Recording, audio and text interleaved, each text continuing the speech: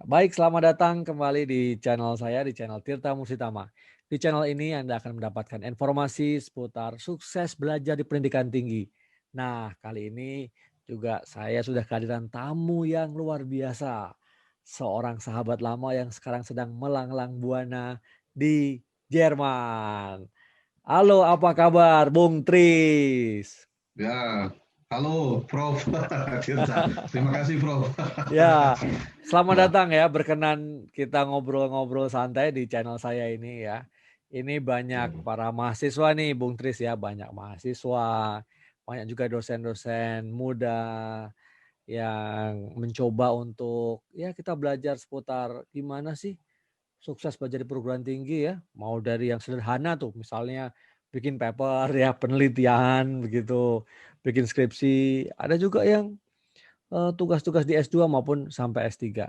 Dan juga yang paling penting menurut saya ini banyak generasi milenial nih Bung Tris ya, yang menonton channel saya ini dan harapannya juga kita bisa memberikan, inspirasi lah ya kepada mereka gitu. Nah Bung Tris, kita akan ngobrol-ngobrol nih ya sedikit tentang tentu kita ingin dengar cerita nih tentang gimana manggilnya enaknya gimana nih? Apa nih? Ya, Bung aja nggak apa-apa. Bung ya, Bung ya. Ingin tahu Iya. reformasi Prof. Oke oke oke. Reformasi Bung. Ya baik, Ya, apa namanya ini, teman-teman ya, yang menyimak channel saya ini, jadi saya dan Bung Tris ini dulu waktu kuliah ya di Universitas Indonesia udah jadi sobatan, udah seperti saudara gitu. Nah tapi kemudian takdir ya yang memperjalankan nih Bung Tris di Jerman. Nah mungkin kita boleh dengar dari Bung Tris dulu ya. Mungkin pemirsa ini ingin tahu gitu, apa namanya, ya identitas Bung Tris lah, cerita gitu, ya, siapa gitu, mungkin dulu waktu S1-nya itu di mana, kuliah di mana, dan sekarang di mana gitu. Ya silahkan Bung Tris. oke. Ya, terima kasih Bung atas kesempatannya. Senang saya bisa sharing dengan Profesor dan teman-teman sekalian untuk memberikan inspirasi. Um, saya Tris Setiadi, lengkapnya. Saya berasal dari Tanjung Priok, Jakarta, daerah keras, Luar daerah biasa. Rusia Indonesia bisa dibilang seperti itu. Saya menghabiskan S1 saya atau menyelesaikan S1 saya di Fakultas Ekonomi UI Mhm. angkatan 95. Dulu itulah awal saya kenal dengan Profesor Tirta. Ya, kemudian saya kemudian pindah ke Fakultas Ekonomi UI. Mhm. Saya lulus dari FUI tahun berapa ya? 2001 ya, 2001. Oke.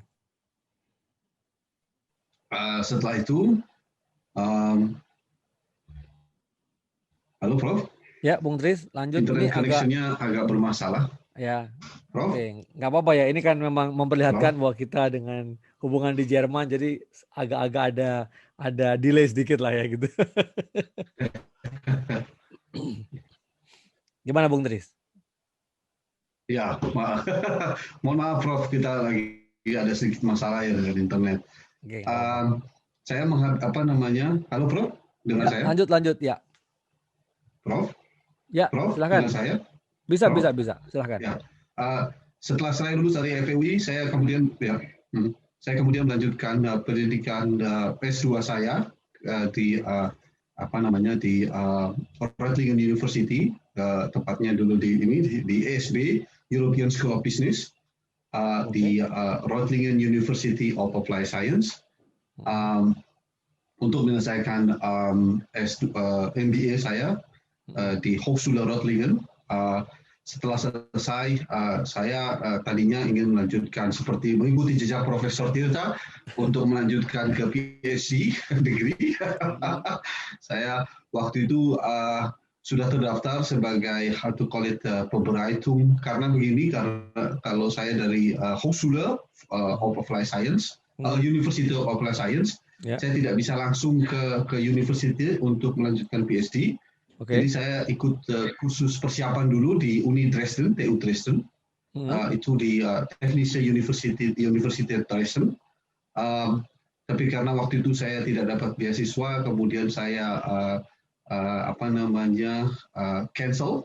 Oke. Lalu saya lalu kemudian banting setir, kalau bahasa Indonesianya banting setir, menjadi profesional. Dan saya sempat kerja di beberapa medicine Unternehmen atau maksudnya medical companies di Jerman untuk sales Patrick kita nyebutnya, kalau bahasa Inggris mungkin kurang tepat disebut dengan sales, tapi kita sebutnya apa ya? Seperti sales lah, untuk beberapa perusahaan medical company untuk kawasan Middle East, Asia Pasifik dan Afrika dan beberapa negara Eropa.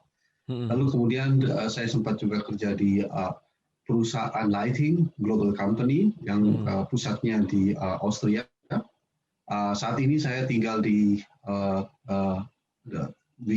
Ravensburg. Ravensburg itu sekitar terletak di border, perbatasan antara Austria, Switzerland dengan satu lagi Swiss, Austria, dan satu lagi negara kecil disebut Liechtenstein. Jadi kultur di wilayah kita ini agak sedikit mix dan cukup menarik. Cukup menarik ya. Ya, Bung Tri, sebentar sebelum mulai cerita yang lebih menarik lagi ya. Ini kita potong sedikit gitu ya. Jadi luar biasa tadi Bung Tris dari Jakarta melanjutkan studi S2 ya, MBA di Jerman gitu ya. Nah, ini kan di channel ini kan tagline-nya adalah mimpi, inspirasi, kontribusi bagi negeri gitu ya. Nah, mungkin segmen mimpinya dulu nih ya. Mungkin waktu dulu berangkat ke Jerman, mungkin ada mimpi-mimpi yang diimpikan atau ingin dicapai gitu kira-kira. Apa ini Bung Tris ya? Mimpinya adalah ya gimana ya? mungkin ya mimpi di siang bolong mungkin ya. Jadi dulu saya sempat terpikirkan banyak lulusan Indonesia yang saya pikir cukup cerdas, banyak sekali saya perhatikan. Itu juga dibuktikan dari hasil perjalanan saya di Middle East dan di Eropa. Saya perhatikan orang Indonesia itu pintar-pintar. Dan saya perhatikan bahwa kita punya kesempatan yang sama dengan orang lain, dan begitu banyak maksudnya di comparison vergleichen, maksudnya dibandingkan dengan graduate dari negara-negara lain. Terus saya perhatikan kok yang ke Jerman itu cuma sedikit gitu loh. Pertanyaan ini selalu ditanya oleh kalau saya lagi job interview, warum ist Deutschland? Kenapa Jerman? Gitu. Selalu Menarik ini menarik. Kita harus tahu juga. Banyak, karena gini, banyak lulusan FEUI, saya berasal dari FEUI. Profesor Tirta mungkin tahu banyak senior kita lulus dari FEUI pada ke Amerika, pada ke Groot-Britannien atau United Kingdom, atau ke Australia, atau sebagian ke Netherlands. Saya perhatikan, kita lihat kok lulusan Jerman yang lulusan FEUI yang lari ke Jerman sangat sedikit sekali. Dan saya perhatikan juga banyak lulusan UI, lulusan Jerman itu sedikit yang kemudian bisa berbahasa Jerman, yang kemudian terintegrasi di dalam social livings atau maksudnya social livings gitu, maksudnya terintegrasi menjadi orang Jerman itu sangat sedikit sekali, padahal peluang itu besar sekali waktu itu saya perhatikan. Akhirnya saya memutuskan inilah mungkin panggilan takdir saya untuk ke Jerman gitu kan, dan melihat bahwa begitu banyak peluang ternyata berada di sini gitu, Profesor. Ya tentu ya kita ke luar negeri melihat peluang dan ingin maju menjadi lebih baik gitu ya. Luar biasa. Jadi Jerman menjadi satu pilihan ya, karena memang ya gimana pun juga mungkin kita lihat bahwa Jerman memang negara maju gitu ya. Banyak yang kita harus pelajari dari sana gitu ya.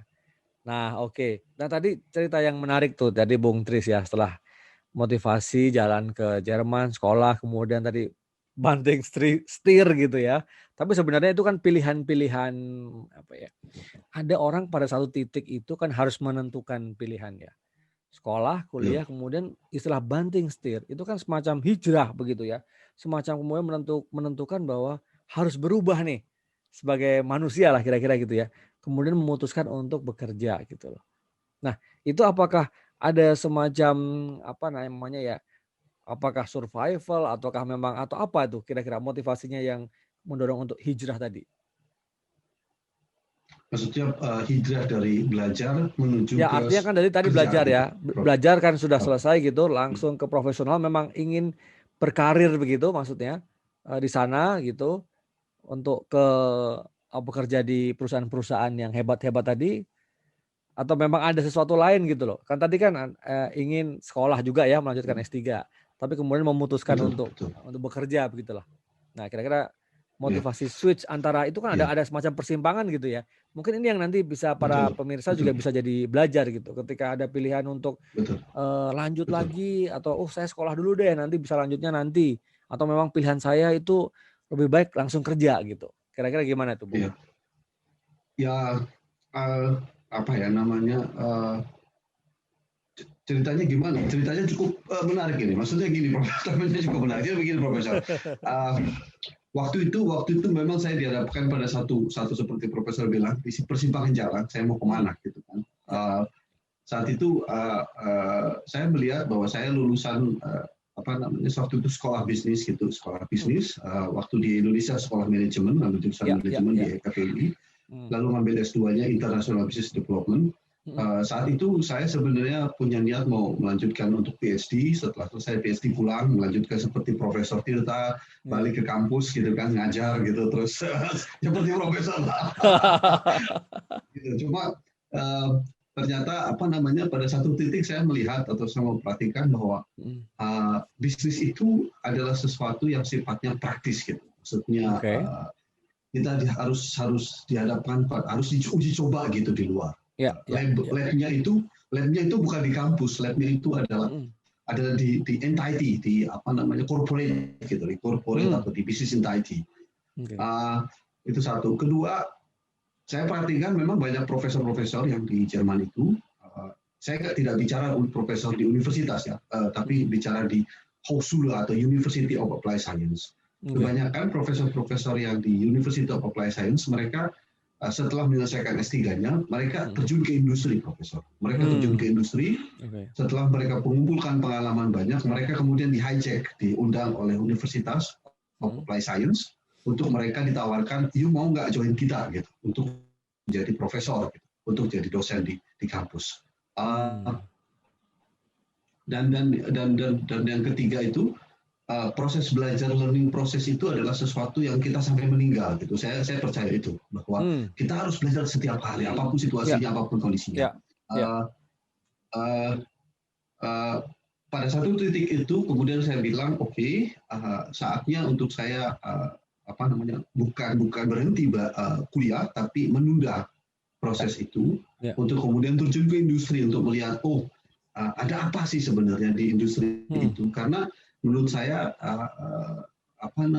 menurut pandangan saya kampus itu tidak boleh menjadi menara gading gitu. Dia harus terjun gitu loh, Prof. Tidak seperti koboi. Dulu kan kita selalu berpikir kita menjadi koboi setelah selesai menurunkan rejim itu kita kembali lagi ke kampus gitu. Ya akhirnya mau nggak mau Profesor kita harus juga turun, Profesor. Oh iya.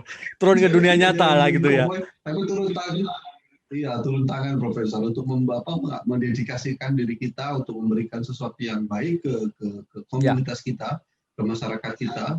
Dan saya juga perhatikan Profesor banyak sekali orang-orang Indonesia yang ada di Jerman misalnya, yang mereka memang sudah punya pekerjaan atau karir, tapi sayangnya karir mereka mentok gitu, Profesor.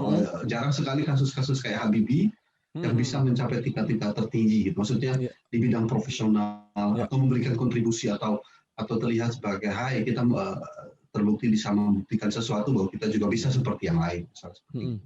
Ya, itu tadi menarik sekali ya, Bung Tris, bahwa keinginan untuk mempraktekkan ilmunya ya, tadi sesuai dengan bidang kajiannya, itu disiplin ilmunya itu bisnis, ya harus praktek gitu ya. Kemudian ajangnya adalah di masyarakat dan khususnya korporasi ya. Tadi penting sekali itu. Nah, tapi sebelum lanjut lagi, tadi saya menarik. Ini pemirsa juga perlu tahu nih. Tadi kan selalu dikatakan University of Applied Science ya, gitu ya. Dan ada yang mungkin yang university yang lebih kepada basic science atau yang memang biasa gitu. Nah, ini mungkin perlu boleh cerita sedikit nih apa namanya perbedaan itu di Jerman ya. Kalau di Indonesia kita seringkali menyamakan itu universitas semua sama gitu ya. Atau mungkin kalau yang applied science ya mungkin kita dekat-dekat ke arah vokasi atau politeknik gitu ya. Atau D3 padahal tidak selalu begitu ya. Artinya mungkin ada S1 terapan lah kira-kira begitu ya. Tapi bedanya kadang-kadang agak tipis tuh gitu ya. Nah, kalau di sana bagaimana tuh? Mungkin prinsipnya itu apa yang membedakan applied science dengan yang universitas biasa gitu. Ini biar pemirsa juga tahu nih. Oke.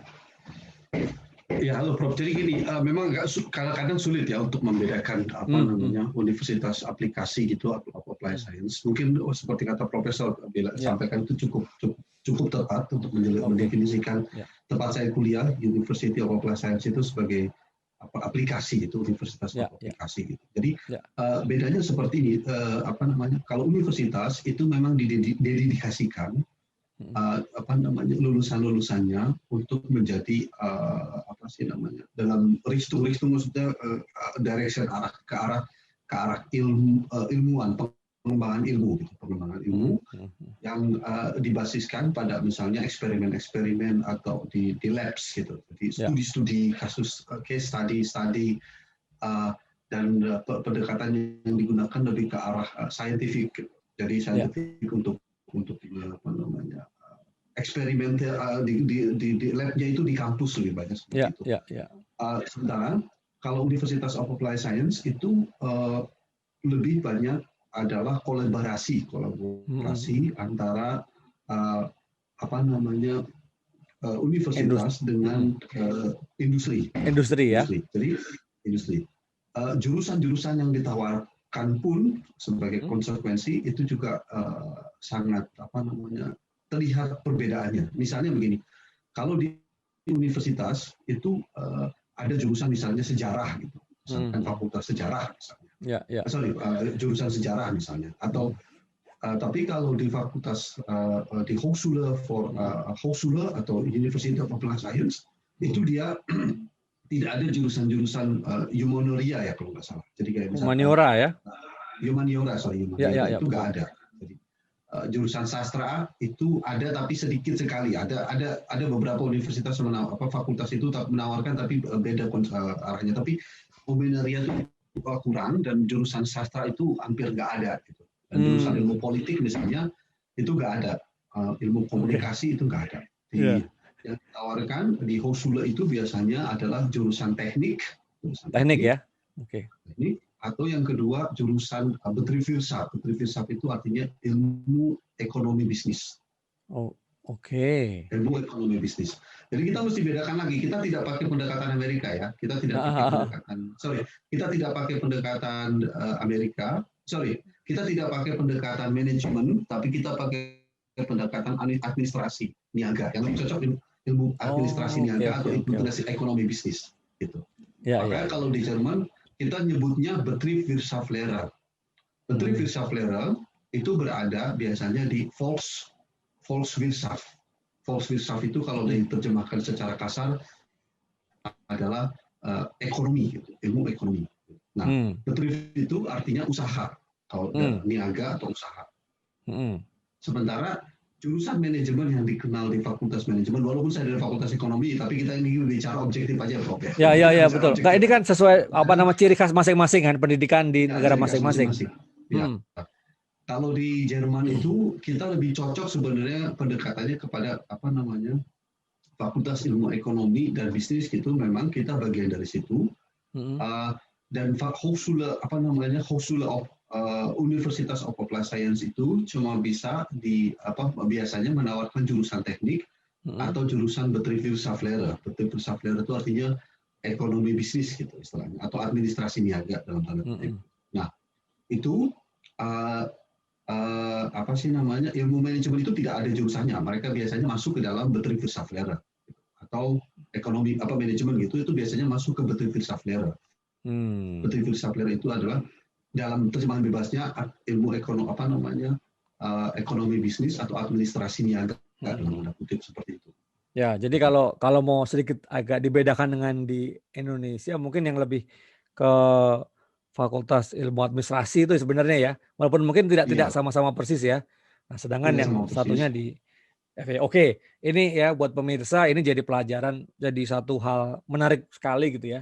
Bahwa di setiap negara itu punya klasifikasi ya, beda-beda, sistem pendidikannya beda-beda. Makanya kita tidak selalu bisa generalisir gitu ya. Dan kalau kita lihat misalnya ini banyak juga kan banyak sekali ya para dosen atau praktisi yang lulusan Jerman itu kan juga kalau diterjemahkan memiliki gelar yang khusus gitu ya. Betul, Artinya betul. apa kalau doktor bukan semacam apa sebutan PhD gitu ya, apa Bukan. filosofi doktoral kalau dari Amerika atau Eropa yang lain, tapi ya, apa doktor rare apa atau doktor Iya, pub rare iya. apa gitu ya. Beda-beda. Itu gimana tuh? Betul, betul. Kayak misalkan sarjana ekonomi misalnya, kayak saya Hmm. itu eh, dalam tanda kutip disebutnya vergleichbare, jadi setara dengan diplom OKO. OKO itu artinya ekonomi. Jadi Oh, singkatannya apa belajar singkatannya itu? Singkatannya kalau OKO dip gitu ya? bukan ya diplom itu jadi gini Prof. Jadi berbeda dengan jadi gini ya, kalau kita balik lagi ke sejarah pendidikan Indonesia, Oh sejarah iya. pendidikan basisnya itu adalah Belanda, ya kan? Hmm. Belanda. Kita lebih banyak memang dipengaruhi oleh Belanda. Oke. Dan Belanda itu adalah juga orientasinya ke Jerman, Prof. Jadi Ya, ya, ya, itulah ya.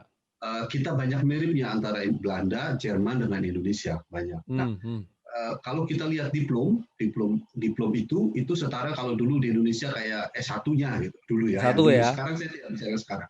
Kalau sekarang Ya. kan kita berusaha menyesuaikan diri dengan Amerika, Betul, betul, betul. Ya. Indonesia. Hmm. Dan di Jerman juga sekarang begitu, Prof. Jadi di Hmm. Jerman itu sistem pendidikan sekarang karena ada kesepakatan Uni Eropa, Hmm. Ya. kemudian gelar diplom itu ditiadakan, Prof. Jadi kita sekarang Oke. gelar yang ditawarkan, saya lupa sejak tahun berapa, cuma ada ditawarkan bachelor dengan master.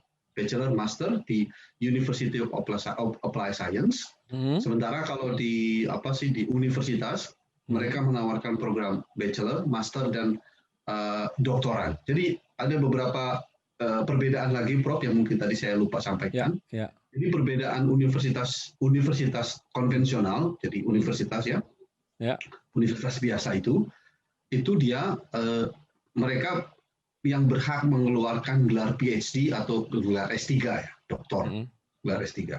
Sementara University of Applied Science atau tempat saya atau politeknik itulah setara dengan politeknik mungkin Ya. namanya, itu mereka tidak bisa mengeluarkan gelar doktor, nggak bisa. Hmm. Kalau kita Oke. mau lulus seperti saya lulusan University of Applied Science, ketika saya mau ngambil S3 itu yang juga sudah saya lakukan, saya harus ngambil 1-2 semester tambahan, Prof. 1 tahun kira-kira. Tergantung universitasnya, tergantung di mana universitasnya. Tidak ada sesuatu yang seragam. Itulah bedanya Indonesia dengan Jerman. Kalau di Jerman itu, ya Indonesia sudah mulai ke arah sana. Ya, Kita ya. desentralisasi itu desentralisasi gitu. Jadi setiap universitas berhak memutuskan kebijakan mereka masing-masing. Gitu. Oke. Nah, itu. Yang berikutnya perbedaannya adalah kalau universitas itu biasanya mereka punya lembaga-lembaga yang tidak memang berhubungan industri tapi tidak secara langsung. Yang banyak berhubungan secara langsung itu adalah University of Applied Science. Jadi kita di kuliah kita itu misalnya waktu dulu bachelor atau master kita harus ikut magang ya, apprenticeship atau kita sebutnya praktikum, kita nyebutnya praktikum. Dan praktikum itu kita harus habiskan di perusahaan. Kita harus lakukan di perusahaan. Praktikum kita harus di perusahaan. Dan itu perbedaan lain antara universitas sama University of Applied Science. Ya, itu menarik ya, Bung Tris ya. Saya kira di Indonesia juga mulai bergeser gitu ya. Artinya kalau yang universitas yang lebih pada basic science pun juga berusaha mendekatkan ke dunia nyata gitu ya. Bukan menara gading tadi kalau Bung Tris bilang. Tidak semata-mata untuk biar relevan dengan pasar atau industri, tapi juga saya kira agar tidak juga melahirkan sarjana-sarjana yang nanti ujungnya nganggur gitu ya. Makanya yang lain adalah untuk menumbuhkan entrepreneurship itu mungkin juga salah satu ya. Yang mau self-employed atau dia punya bisnis sendiri dengan skala yang berbeda-beda. Baik Bung Tris, luar biasa. Itu tadi percakapan kita ya tentang motivasi mimpi-mimpi Bung Tris untuk berangkat ke Jerman, sekolah, kemudian ada titik tertentu dalam kehidupan Bung Tris, kemudian memutuskan untuk bekerja gitu ya sampai pada sekarang ini gitu ya. Nah, mungkin di segmen ini bisa kita tutup dengan satu tadi kan Bung Tris bekerja ya di beberapa perusahaan yang luar biasa, perusahaan multinasional ya, bahkan juga tadi cerita tentang bisnisnya di Middle East segala macam gitu ya. Nah, mungkin mungkin lesson learn-nya untuk para pemirsa ini, para generasi muda gitu ya, yang pasti punya mimpi untuk ya sedikit banyak seperti Bung Tris lah ya, kerja di perusahaan multinasional, punya exposure internasional gitu ya. Mungkin juga bertemu dengan para kolega dari berbagai macam universitas, negara gitu ya. Eksekutif dari berbagai macam negara. Nah, itu mungkin bisa cerita sedikit tuh soal yang kaitan dengan bisnis internasional itu. Itu kan menarik sekali gitu ya. Silakan Bung Tris. Ya, satu sedikit tambahan tentang background perusahaan saya. Saya sempat kerja di perusahaan global, nggak hanya multinasional. Jadi mungkin Profesor tahu bedanya antara perusahaan global, multinasional, dan internasional. Betul. Saya sempat kerja di perusahaan global company yang Austria, dan dia punya cabang, punya distribusi cabang, dan juga punya pabrik di berbagai macam belahan negara, Amerika, di Middle East, di UK, Skandinavia, etc.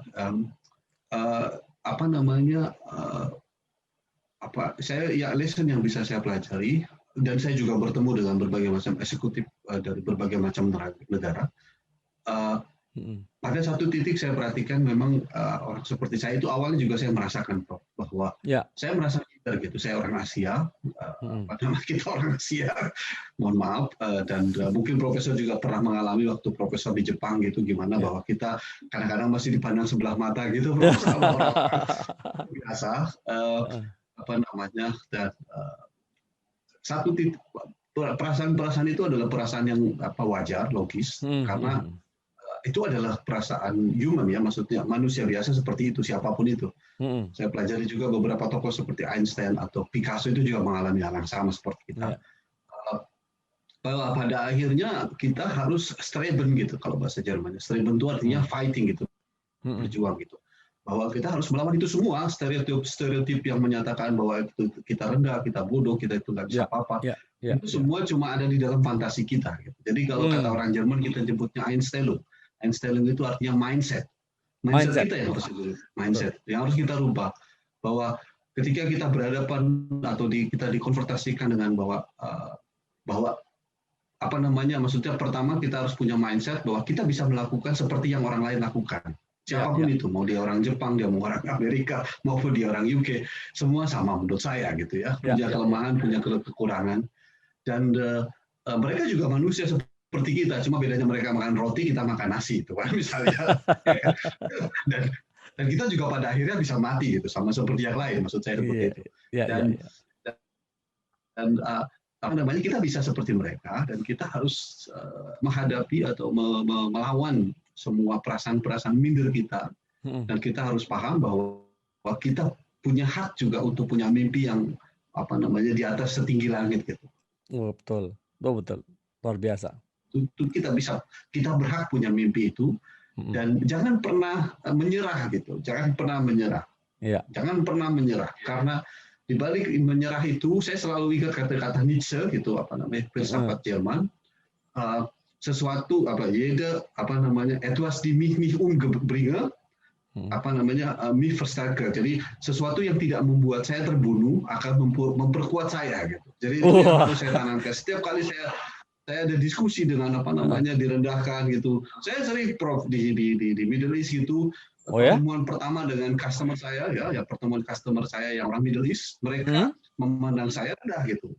karena mereka biasa, mohon maaf, bertemu dengan orang-orang Indonesia ya, pembantunya kan, mohon maaf, jadi TKW atau supir-supirnya. Nah sekarang dia harus berhadapan dengan saya dengan yang eksekutif ini. Berwajah sama dengan mereka, pembantu mereka gitu. Sekarang menjadi salah seorang yang harus memberitahu bahwa kamu tuh harus begini misalnya. Jadi bosnya ini. Ya, misalnya seperti itu. Ya, maksudnya cukup tinggi posisi saya misalnya. Disitulah sebenarnya kita diuji, Prof. Disitulah kita diuji, Prof. Dan betul. Akhirnya ya kita cuma punya satu pilihan dalam hidup ini, menjadi yang terbaik. Jangan pernah berpikir tentang hal lain, buktikan saja gitu. Dan biarkan waktu itu yang menunjukkan bahwa kita itu bisa lebih baik dari mereka. Itu banyak kasusnya, Prof. Jadi saya perhatikan gitu, banyak sekali mohon maaf orang-orang lokal yang memang juga kemampuan manajerialnya jelek, kemampuan skillnya tidak baik. Menurut saya sama gitu seperti kita semua. Kita punya kekurangan dan punya kelebihan. Yang penting buat kita adalah bahwa kita sadar bahwa kita manusia sama seperti mereka, dan kita punya mimpi, dan kita tidak boleh berhenti dengan mimpi itu sampai mimpi itu tercapai. Dan luar biasa. Mantan bos saya yang orang Portugal itu selalu bilang, jangan pernah kita habis waktu kita, pikiran kita untuk sesuatu yang kemudian merusak mimpi kita ke depan. Dia selalu pesan begitu ke saya. Hal-hal yang negatif itu harus kita singkirkan lah gitu ya. Harus dilawan, itu harus disingkirkan, harus dilawan. Harus dilawan terus. Kalau orang Jerman bilangnya Kopfsache, kita nyebutnya Kopfsache. Itu semua ada di kepala. Einstellung, mindset itu. Jadi mindset itu, Prof. Jadi ya seperti itulah, Prof. Jadi kita harus streben gitu, jadi mesti keep fighting lah dalam tanda kutip. Luar biasa nih Bung Tris. Oke, terima kasih ya. Ini para pemirsa luar biasa. Jadi mindset itu, kita punya mimpi, udah cocok banget dengan channel kita ini, bahwa memang tagline-nya itu harus ada punya mimpi. Jadi apapun mimpi kita, tidak ada yang membatasi, dan kita harus tidak boleh kita harus mencapainya gitu ya. Nah itu kita mulai dengan mindset kita bahwa gak ada yang membatasi mimpi-mimpi kita itu. Tidak ada orang yang mengecilkan kita ya, mendiscourage kita ya, mendemotivasi kita. Tapi kita harus, tadi tidak boleh pantang menyerah ya. Tidak boleh menyerah lah ya. Kita harus pantang menyerah gitu ya. Tidak boleh. Iya, luar biasa. Dan spirit ini ya, tadi dikatakan Bung Tris juga ya. Keep on fighting gitu ya. Kalau Jepang fighting ya. Gambate gitu ya. Iya, gambate ya, betul. Betul, Bro. Ya, memang itu tadi betul kedekatannya Jepang, Jerman itu ya, itu sejak lama kan memang ya luar biasa. Jadi mungkin punya banyak kemiripan juga ya. Baik Bung Tris, luar biasa percakapan kita, diskusi kita di segmen ini ya. Para pemirsa semoga sudah bisa mendapatkan insight yang luar biasa gitu.